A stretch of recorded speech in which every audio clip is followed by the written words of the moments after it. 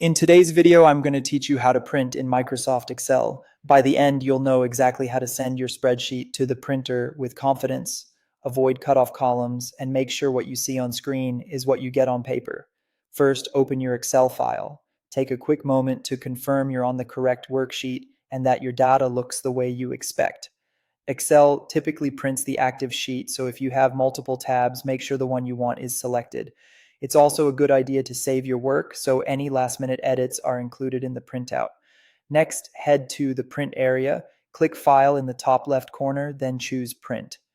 This brings you to Excel's dedicated printing screen. If you prefer using keyboard shortcuts, you can get here even faster with Ctrl+P on Windows or Command+P on a Mac.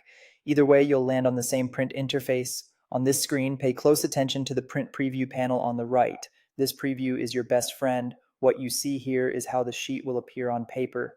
Scan the page for cutoff columns, awkward page breaks, or extra blank pages.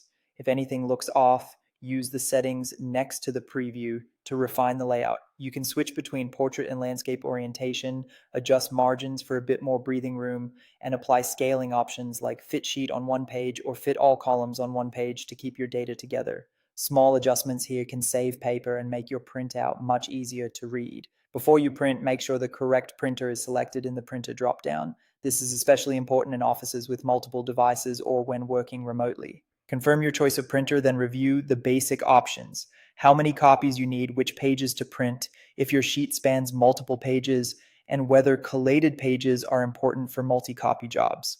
If you're printing in color, verify the printer isn't set to grayscale unless that's what you want. Once everything looks right in the preview and your printer is chosen, click the print button.